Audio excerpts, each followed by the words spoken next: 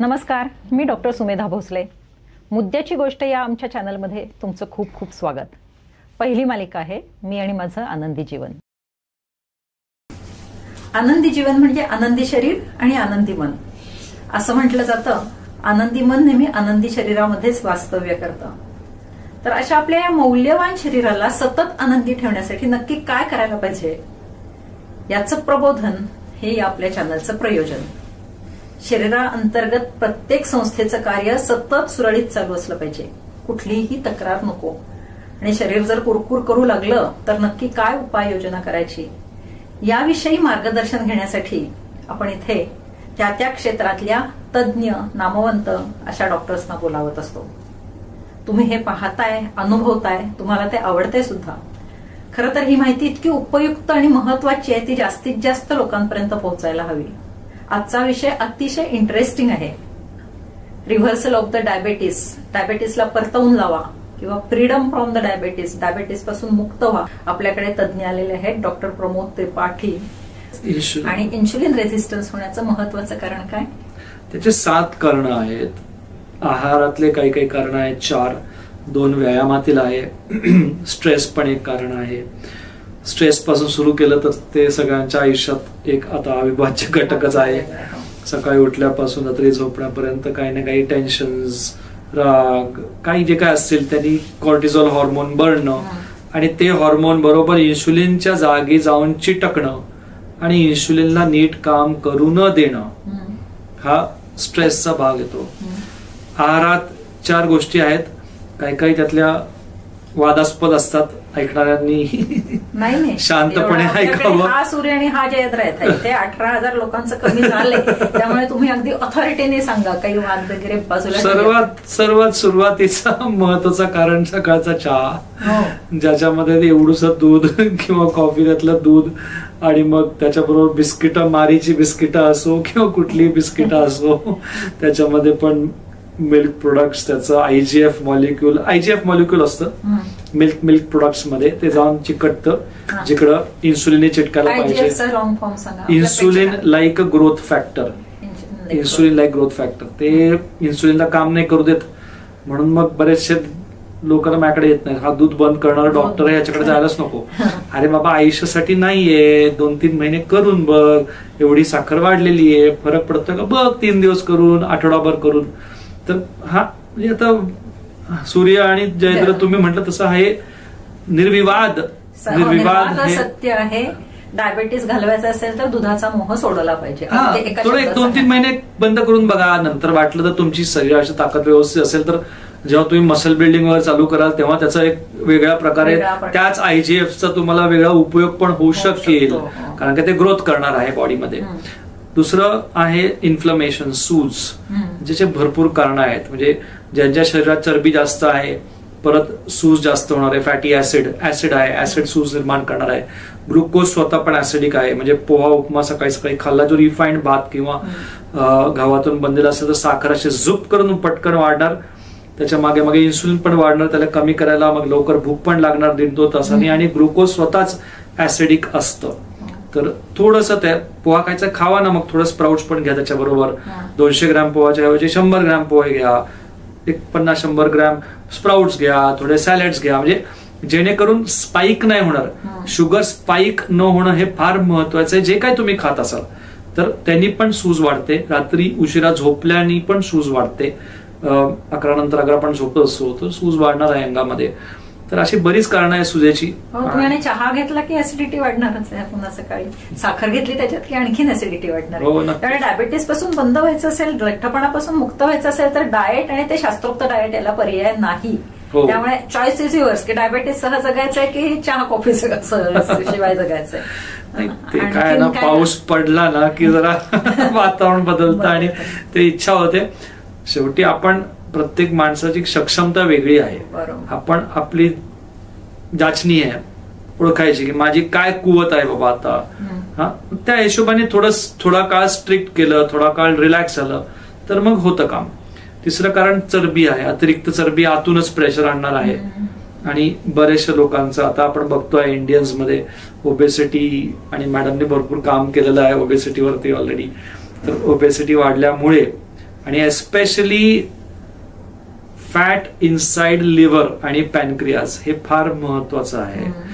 म्हणजे पॅनक्रियाज तर 100 ग्रामचं ऑर्गन आहे.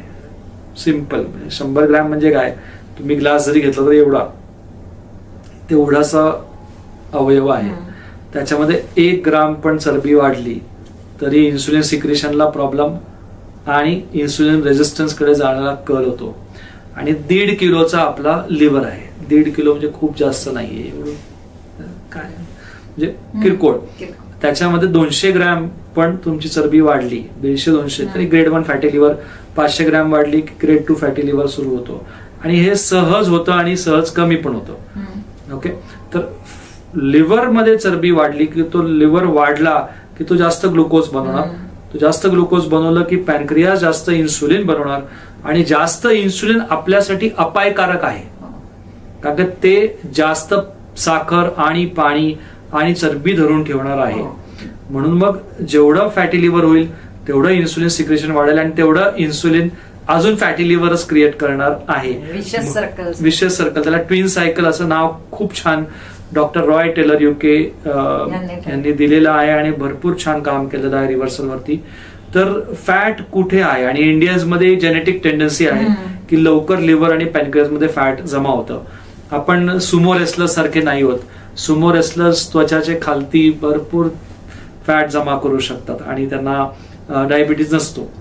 ते मस्त 150 विसरल फॅट, सबक्युटेनस फॅट आहे. फॅट 2 ठिकाणी डिपॉझिट होतं. जास्तीचं फॅट आहे ते स्किनच्या खालती, त्याला सबक्युटेनियस असं म्हणतात. आणि अवयव जे महत्वाचे आहेत, किडनी आहे, लिव्हर आहे किंवा पॅनक्रियाज आहे, तिथे जर फॅट जमा झाले तर ते धोकादायक आहेत. बरोबर. आणि हा ठरलेला इव्हन जे स्टोर्ड फॅट्स आहेत कमरेच्या भोवती, त्याच्यामध्ये सुद्धा इन्शुलिन ट्रॅप झालं की again it starts acting differently. त्यामुळे फॅट्स हे अतिशय उपद्रवी आहेत.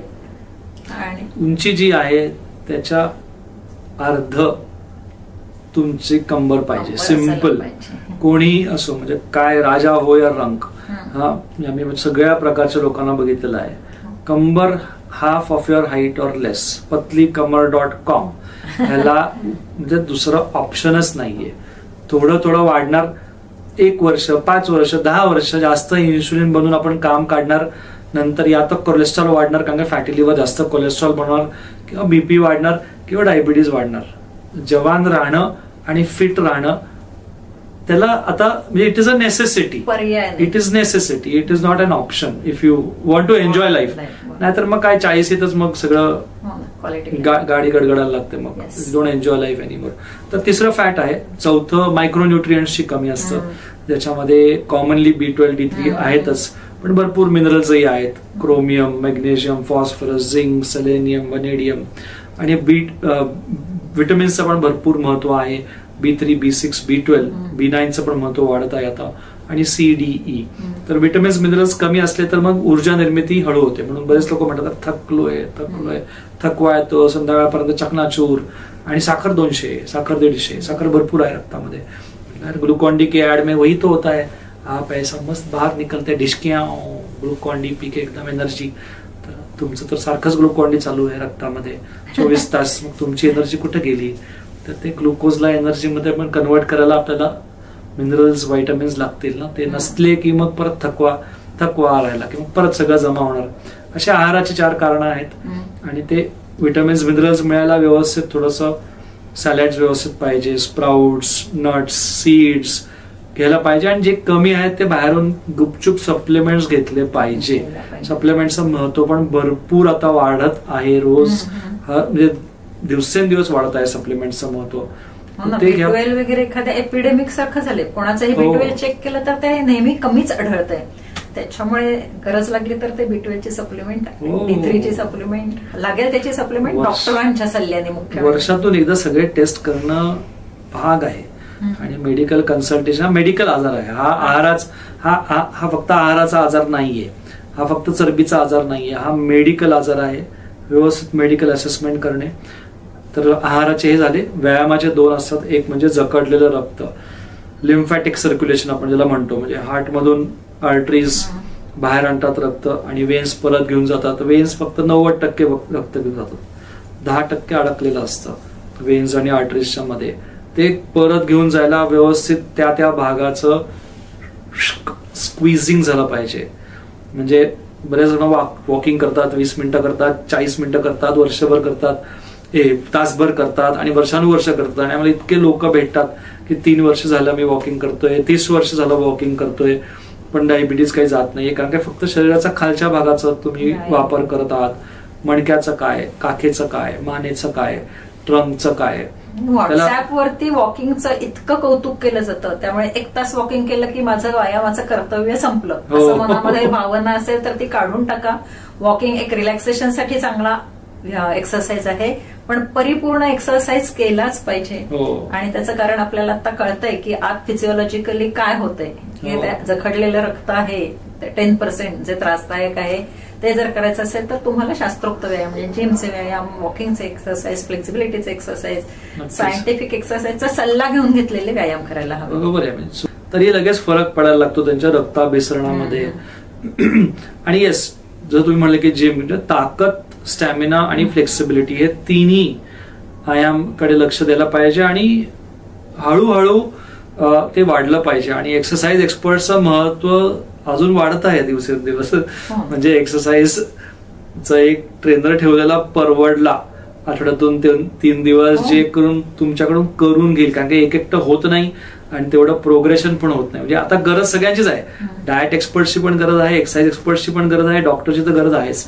आणि सगळ्यांनी एकमेकांशी बोलून काहीतरी एक संध बोलायला पाहिजे ना, तर हा इकडे ओढतोय तो तिकडे ओढतोय आणि मग परत प्रॉब्लेम. न्यू जनरेशनचे डॉक्टर्स आहात ना तुम्ही सगळे, त्यांना व्यायामाचं महत्व अगदी माहिती आहे.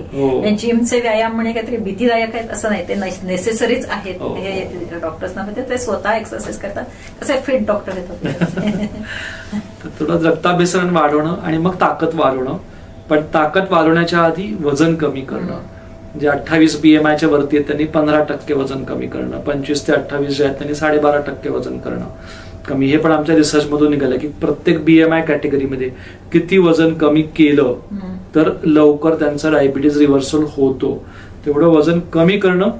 मोठी गाय से दुबली गाय, दुबली गाय से तगडा घोडा, तगडी घोडी, तसं यू शेप मध्ये काम केलं आणि स्ट्रेस मॅनेज केलं आणि पॉझिटिव्हली जरा आपण करू शकतो. कोटीची चूक किती महागात पडते एका दिवसाची.